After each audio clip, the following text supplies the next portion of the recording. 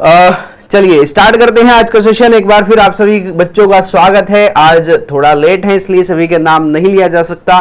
सीधा direct questions की आज हम बात करेंगे।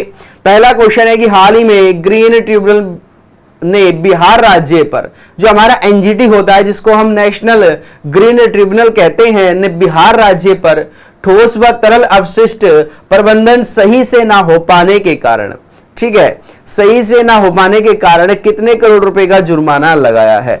Recently national green tribunal has imposed a fine how many crores on the state of Bihar not being able to manage solid and liquid waste properly।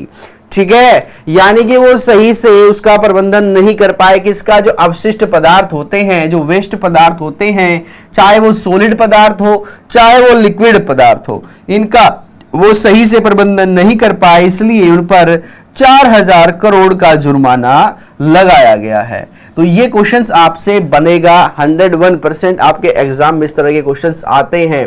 जैसे अगर group D, railway group D का आपने देखा होगा तो वहां पर waste Bengal सरकार पर पिछले साल एनजीटी के द्वारा जुर्माना लगाया गया था, वो एग्जाम में आपके क्वेश्चन पूछा गया था। तो इसलिए इस तरह के क्वेश्चंस आपके लिए इंपॉर्टेंट हो जाते हैं। ये 4000 करोड़ रुपए का जुर्माना किसने लगाया? एनजीटी ने लगाया, नेशनल ग्रीन ट्रिब्यूनल ने। तो इसके बारे में थोड़ी जानकारी आपको होनी चाहिए। नेशनल ग्रीन ट्रिब्यूनल जो है आपका एनजीटी जिसको हम बोलते हैं, इसकी स्थापना कब हुई है? 2010 में इसकी स्थापना हुई। इसका मुख्यालय कहां पर है? नई दिल्ली में इसका मुख्यालय है। और इसके जो वर्तमान में अध्यक्ष हैं ये कौन है? AK गोयल हैं। कौन है? AK गोयल हैं। ध्यान रखिएगा। यहां तक किसी बच्चे को कोई डाउट तो जल्दी से बताएं। चलिए, बहुत बढ़िया भाई। वेस्ट बंगाल पर लगा था, उत्तर प्रदेश गोरखपुर पर लगा था, पंजाब राज्य पर भी लगा था, कर्नाटक पर भी लगाया गया था। ठीक है, तो ये आपको यहां पर ध्यान रखना है। ठीक है, चलिए नेक्स्ट क्वेश्चन है आपका। गोवा में आयोजित HCO विदेश मंत्रियों की बैठक में कितने समझौतों पर हस्ताक्षर किए गए?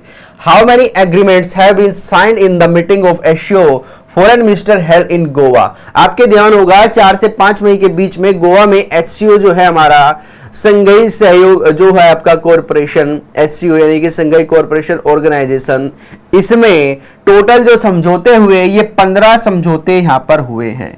कितने? 15 समझौते हुए। हालांकि इन्हें अभी रिवील नहीं किया गया, बाहर नहीं किया गया कि भाई जो समझौते हैं इनमें किस किस बात का जो है सहमति बनी है, लेकिन धीरे धीरे वो बाहर आएंगे। नेक्स्ट मंथ एक और हमारे शिखर जो मीटिंग होने वाली है, हमारे अध्यक्षों की जो मीटिंग होने वाली है, उसमें इसको रखा जाएगा। ठीक है, तो 15 समझौते इसमें किए गए। इसमें कुछ आपको इंपोर्टेंट फैक्ट हैं जो याद रखने हैं। जैसे इसमें HCO की बैठक में 5 देशों को इसमें शामिल किया गया है पर्यवेक्षक के रूप में। पर्यवेक्षक के रूप में 5 देश इसमें शामिल किए गए। कौन है?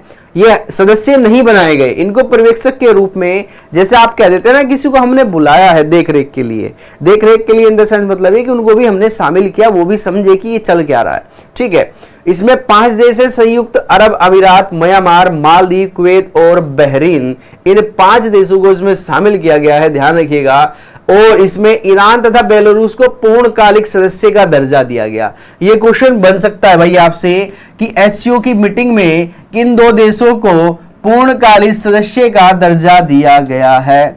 तो भाई ये ईरान और आपके बेलारूस हैं जिनको 2 सदस्यों को पूर्णकालिक सदस्य का हमने दर्जा दिया। और एक चीज मैं आपको बता दूं, यहां पर HCO की जो भाषा थी ये यहां पर रशियन भाषा थी और इसमें चाइनीज भाषा का प्रयोग किया जाता था, यानी कि जो यहाँ की मिंडारिन भाषा है यह इसकी आधिकारिक भाषा थी। ठीक है, लेकिन अब इसमें अंग्रेजी को भी शामिल कर लिया गया। ये आपसे क्वेश्चन बन सकता है, आपसे पूछा जा सकता है कि अभी जो है इसमें किस भाषा का चलन था, कौन कौन सी भाषाएं इसमें थी। ठीक है, तो ये इसमें मिंडारिन जो कि चाइनीज भाषा है, चाइना की भाषा है, और रशिया जो देश है उसकी भाषा है। लेकिन अभी इसमें किसको? इसमें अंग्रेजी को भी शामिल कर लिया गया है। एक बार बताएंगे, यहां तक किसी को कोई डाउट इस क्वेश्चन में समझ में नहीं आया या कोई और रीजन है तो बताइएगा। दूसरा, यहां से एक और फैक्चुअल क्वेश्चन बन सकता है कि भारत को इसमें कब शामिल किया गया था? तो भाई 2017 में इसमें 2 देश शामिल हुए। एक इसमें पाकिस्तान को शामिल किया गया था और एक इसमें भारत को शामिल किया गया था। ठीक है, किसे किसे, भारत को और पाकिस्तान, इन दोनों देशों को कब शामिल किया गया, 2017 में इनमें को शामिल किया गया था। कोई यहां तक किसी बच्चे को किसी प्रकार का डाउट तो जल्दी से बताएं, वरना चलते हैं नेक्स्ट क्वेश्चन की तरफ। देखते हैं नेक्स्ट क्वेश्चन, सारे ही इंपॉर्टेंट क्वेश्चन आज आपके यहां पर होने वाले हैं। चलिए, हाल ही में भारत व किस देश के मध्य राजनीतिक संबंधों को 25 वर्ष पूर्ण होने उपलक्ष्य में बास्टिल डे परेड का आयोजन किया जाएगा? ये किस देश में आयोजन होगा, बास्टिल डे परेड? ध्यान रखना, इसको वेरी इंपॉर्टेंट आप करेंगे। ये परेड का आयोजन होगा जिसका नाम है बास्टिल डे परेड। क्यों होगा? क्योंकि हमारे इनके साथ राजनीतिक जो आधिकारिक संबंध है, आधिकारिक राजनीतिक संबंधों को 25 वर्ष पूरे हो चुके हैं। कितने? 25 वर्ष पूरे हो चुके हैं। तो ये फ्रांस के साथ में हमने किया है। ठीक है ना, किसके? फ्रांस के साथ में हमने ये किया है। और यह जो आयोजन होगा ये राजधानी पेरिस में होगा। किसकी? फ्रांस की राजधानी पेरिस में इसका आयोजन किया जाएगा। भारत के प्रधानमंत्री नरेंद्र मोदी मुख्य अतिथि के तौर पर आमंत्रित किए गए हैं। बास्टिल परेड का आयोजन 14 जुलाई को होना है। ठीक है, ध्यान रखिएगा। 25 वर्ष पूरे हो चुके हैं, आप सभी जानते हैं, लेकिन हमारे जो प्रधानमंत्री हैं ये मुख्य अतिथि के तौर पर वहां पर नियुक्त किए गए हैं। निमंत्रण उनके पास आ चुका है कि भाई आइए, आप हमारे चीफ गेस्ट हैं। ठीक है, उन्होंने भी इसको स्वीकार किया और जाएंगे। ठीक है ना, ऐसा खबरों के माध्यम से आपको ये चीजें बताई जा रही हैं। ठीक है, न्यूज के माध्यम से, ऑफिशियली जो न्यूज होती है। ठीक है, चलिए, तो 25 वर्ष हमने जो है पूरे किए हैं। दूसरा, एक क्वेश्चन पिछले साल एक एग्जाम में पूछा गया था, जब हमने इजराइल के साथ में अपने 30 वर्ष राजनीतिक संबंधों को पूरे किए थे, तो उसके दौरान हमने एक सम्मेलन का आयोजन किया था जिसको हमने विजन स्टेटमेंट कहा था। तो पूछा गया था कि निम्नलिखित में से हमने किस देश के साथ में विजन स्टेटमेंट को पूरा किया है? तो वो 30 साल जो हमने पूरे किए थे इजराइल के साथ में, वो पूछ लिया गया था। इसलिए आपको ये बास्टिल डे परेड के बारे में विशेष रूप से याद रखना होगा। ठीक है, चलिए, नेक्स्ट क्वेश्चन है आपका, हाल ही में किस मंत्रालय के द्वारा स्कूल बसों व यात्री बसों में कब से फायर अलार्म तथा प्रोटेक्शन सिस्टम को अनिवार्य कर दिया गया है? ये कब से इसको अनिवार्य किया गया? इसमें थोड़ा सा मिस्टेक है। मिस्टेक ये है कि इसमें आपको अपनी तरफ से यहां पर ऐड करना होगा कि हाल ही में सड़क व परिवहन मंत्रालय के द्वारा किस दिन से बसों में, यात्री बसों में और स्कूल बसों में फायर अलार्म सिस्टम को लागू करने का क्या किया है? अनिवार्य करने की घोषणा की है। कब से?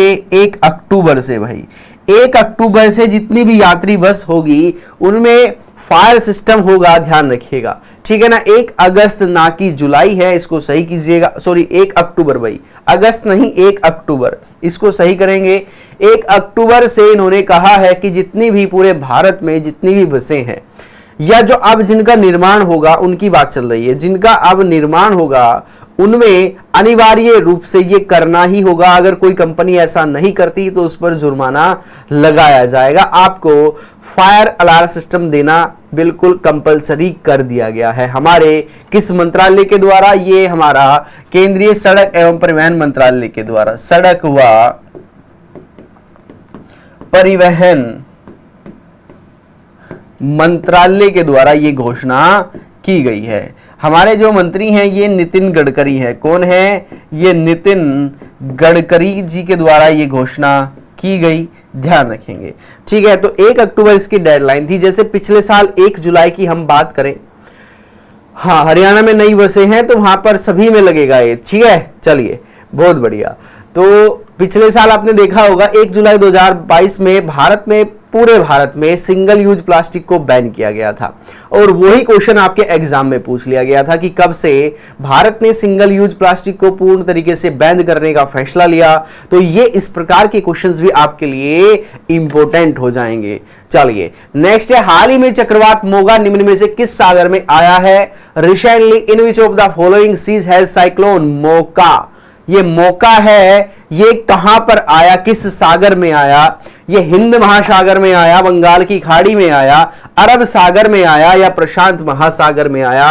तो ध्यान रखिएगा भाई, ये जो मोगा है ये कहां पर आया? ये बंगाल की खाड़ी में आया है, ठीक है ना।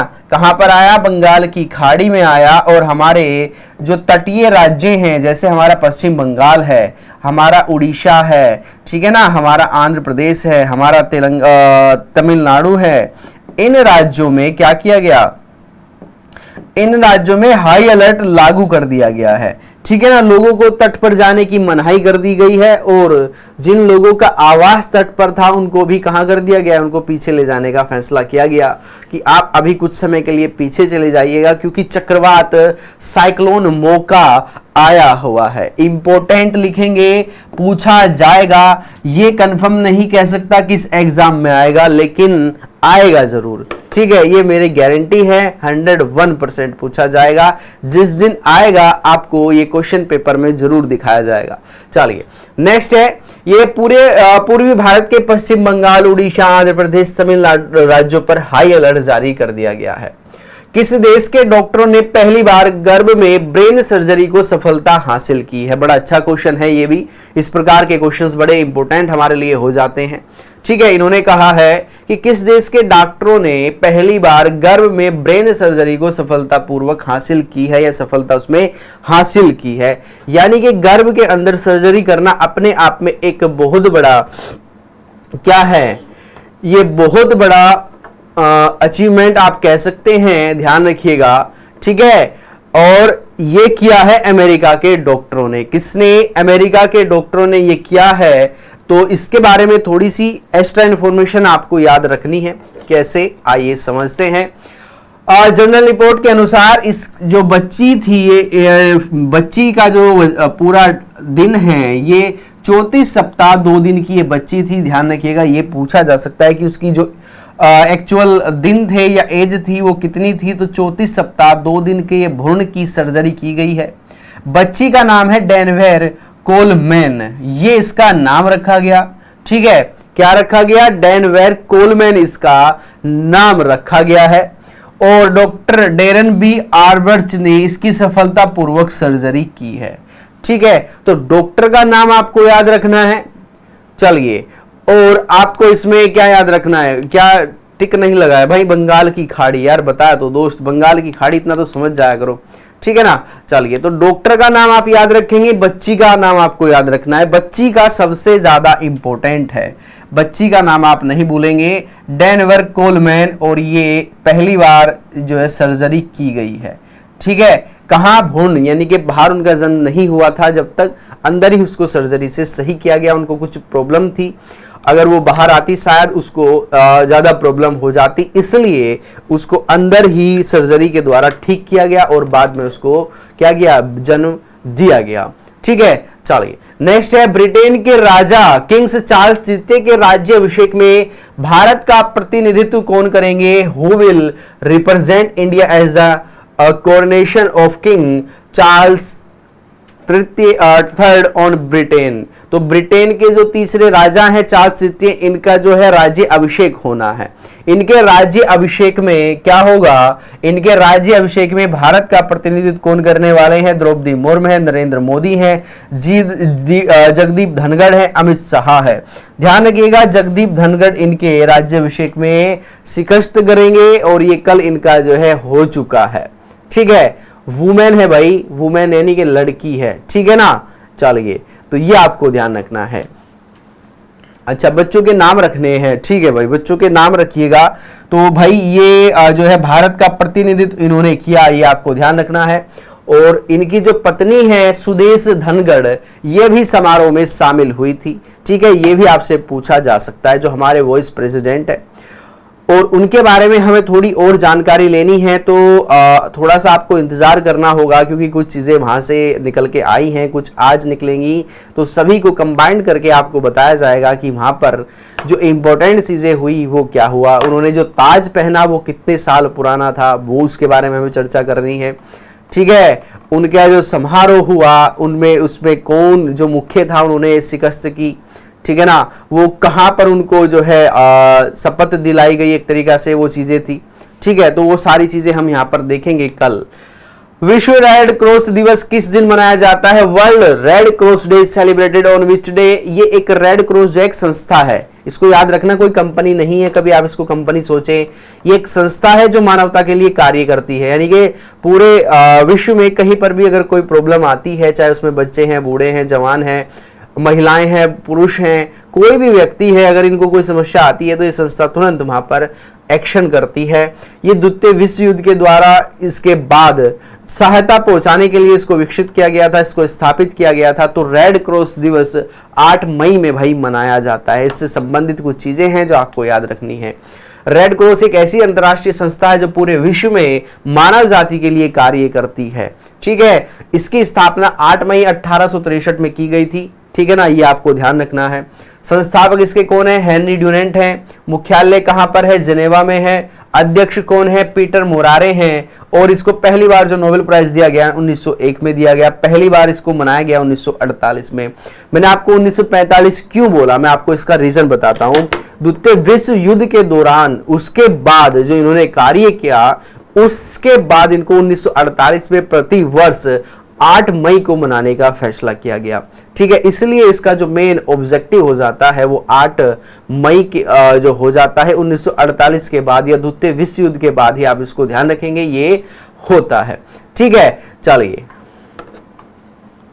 कहां बताए थे? एसएससी टीचर ऐप पर कैसे बता दिए? क्लास तो अब यहां पर हुआ है, वहां पर कैसे आपको बता दिया गया? ठीक है, चलिए, अभी क्लास भी नहीं हुई है और आप बोल रहे हैं कि वहां पर बता दिए। हाल ही में किस राज्य सरकार के द्वारा गीता कुर्मिकुला भीम योजना किसने शुरू की है? किस राज्य के द्वारा ये जो गीता कुर्मिकुला भीम योजना है ये शुरू की गई? तो ये आंध्र प्रदेश के द्वारा शुरू की गई, तेलंगाना के द्वारा, उड़ीसा के द्वारा या कर्नाटक के द्वारा इसको शुरू किया गया है? ध्यान रखिएगा। तो ये जो योजना है ये तेलंगाना सरकार के द्वारा, सॉरी, उड़ीसा सरकार के द्वारा इसको शुरू किया गया है। अब ये क्या है? ताड़ी निकालने वालों के लिए एक बीमा योजना है। जो ताड़ी निकालते हैं ना, ताड़ी शायद आप जानते होंगे, कुछ बच्चे ताड़ी निकालते हैं। ठीक है, ताड़ी निकालने की एक ये योजना है। तो ये योजना जो है इसमें 5 लाख तक के बीमे का प्रावधान इसमें दिया गया है। कितने? 5 लाख तक के बीमे का। और ये भाई कहाँ की है? ये तेलंगाना की है। उड़ीसा ने भी सेम इसी प्रकार की कोई योजना थी, इसलिए थोड़ा सा कंफ्यूजन था, इसको सही करेंगे। ये तेलंगाना की है भाई, उड़ीसा की नहीं है। तेलंगाना सरकार के द्वारा इसको क्या किया गया है? लागू किया गया है। वो दूसरी योजना थी जो उड़ीसा की याद आई। ठीक है, तो इसको गीता कुर्मिकुल को याद रखिएगा, तेलंगाना की है भाई, तेलंगाना की है ये गीता कुर्मिकुला भीमा योजना। इसमें जो ताड़ी निकालते हैं भाई, मुझे सही नहीं पता कि ताड़ी कैसे निकाली जाती है, लेकिन कुछ है, थोड़ी सी जानकारी, ज्यादा जानकारी नहीं है, क्योंकि पेड़ वेड़ होता है उसका जो जहां से ताड़ी निकालते हैं। तो इसमें 5 लाख तक का इन्होंने बीमा देने की बात यहां पर रखी है। अगर उस वक्त ताड़ी निकालते वक्त इनको कोई दुर्घटना हो जाती है, दुर्घटना में मृत्यु हो जाती है, तो 5 लाख तक का इनको प्रावधान दिया गया था। ठीक है, 5 लाख तक का इसमें बीमा कवर देने की घोषणा की गई है।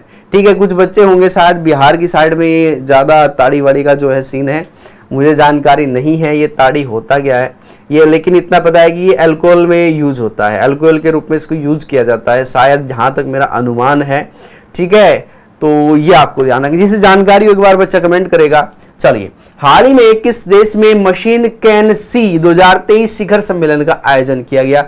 Recently in which country have the machine can see which summit been organize? UAE में, जापान में, भारत में या अमेरिका में?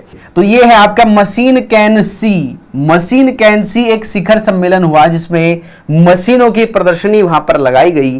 तो ये यूएई में इसका आयोजन किया गया है। कहां पर? यूएई में इसका आयोजन किया गया है भाई, ध्यान रखना। ठीक है, कभी आप इसको सोचिए, भारत, जापान, यूएई में इसका आयोजन किया गया है।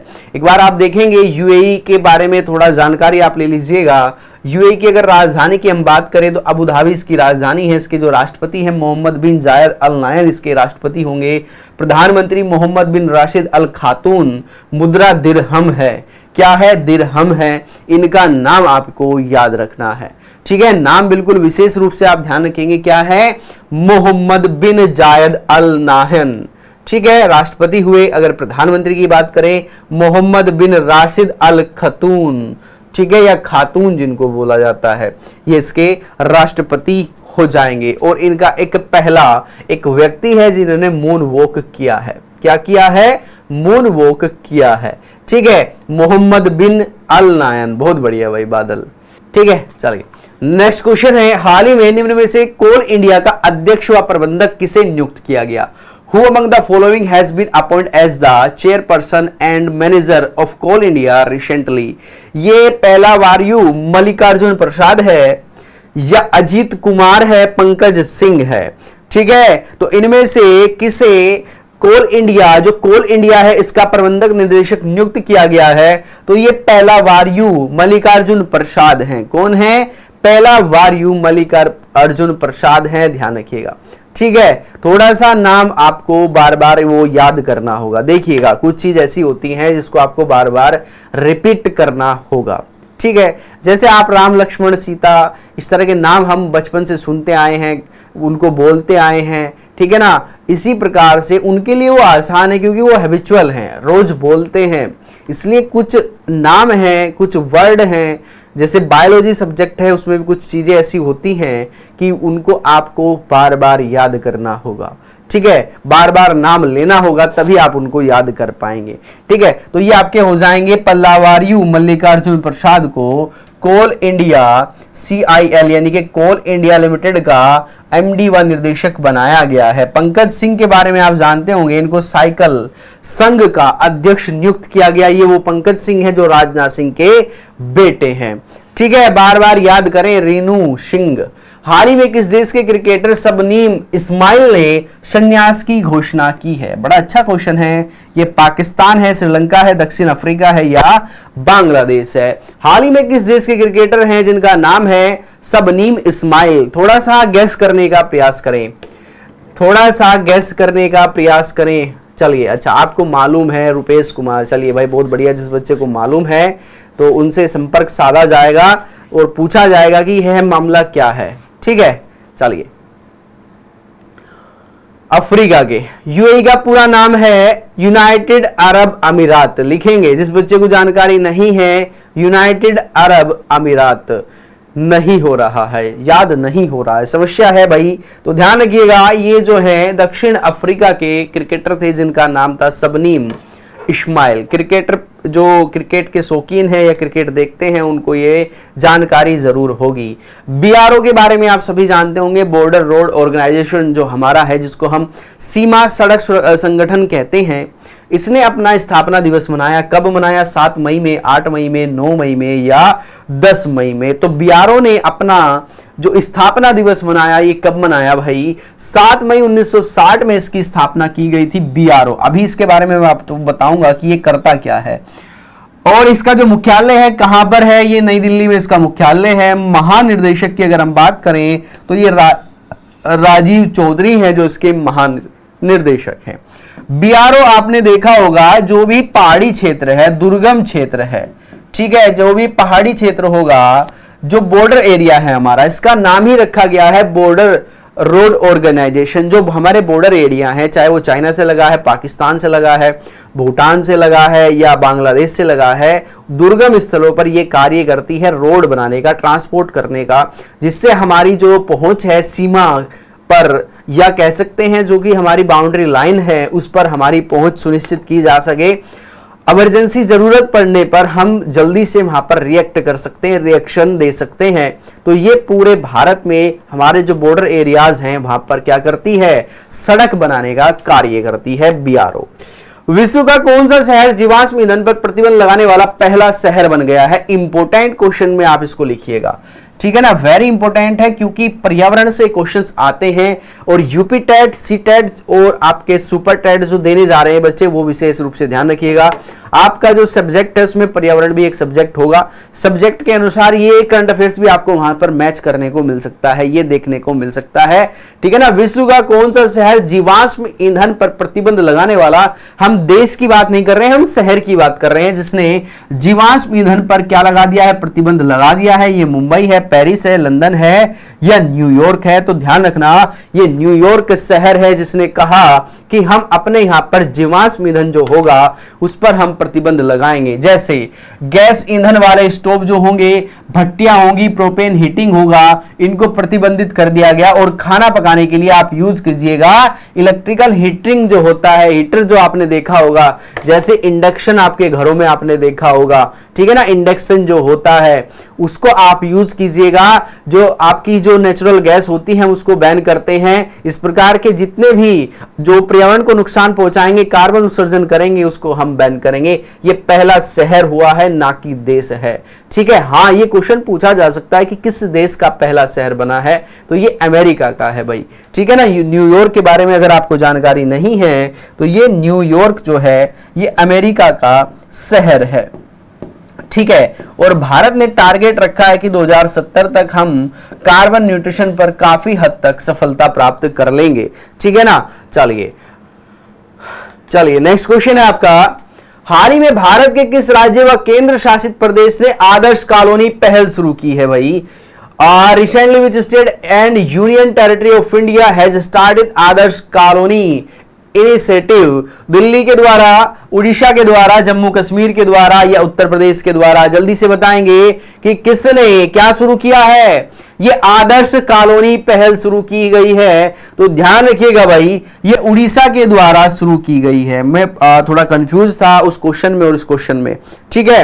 तो ये उड़ीसा सरकार के द्वारा शुरू किया गया है आदर्श कॉलोनी पहल। अब ये है क्या, जो उड़ीसा में बाढ़ प्रभावित क्षेत्र हैं या जिनके बाढ़ से प्रभावित होकर घर टूट गए, उनके जो आवास थे वो खराब हो गए, तो उनको रिहेबिटेट किया जाएगा इस योजना के तहत, ठीक है। रिहेबिटेट का मतलब होता है उनका पुनर्वास किया जाएगा। उनको ऐसे क्षेत्रों से निकालकर जहां पर बाढ़ संभावित डेंजरस जोन है जो, वहां से निकाला जाएगा और उनको ऐसी जगह पर शिफ्ट किया जाएगा कि आपको किसी भी प्रकार की कोई समस्या वहां पर झेलने को ना मिले। ये पहल है किसकी, उड़ीसा सरकार की। इसलिए मैं इन दोनों क्वेश्चंस में कंफ्यूज में था, तो ये आपका हो जाएगा उड़ीसा राज्य। उड़ीसा के जो मुख्यमंत्री हैं नवीन पटनायक है भाई, ध्यान रखना किसी भी प्रकार की कोई भी समस्या अगर आपको आती है तो आप उसको कमेंट बॉक्स में जरूर लिखेंगे, ठीक है ना। इसके अलावा एसएससी सीजीएल 2023 में जो एग्जाम्स होना है उसके लिए संकल्प बैच यहाँ पर आपके लिए चलाया गया है, जिसमें आपको क्लास क्या मिलेगी, रिकॉर्डेड मिलेगी, क्लास नोट्स होंगे, डाउट सेशन होगा, एक्सपर्ट जो हमारी टीम है उनके द्वारा ये सारी चीजें कराई गई हैं। रेलवे के लिए भी बच्चे देख सकते हैं, कोई डाउट नहीं है। चलिए, तो ये आप ध्यान रखिएगा, मात्र 500 रुपए में, 500 रुपीज में आपको प्री और मेंस दोनों की क्लासेस यहाँ पर मिलने वाली है, ध्यान रखिएगा, ठीक है ना।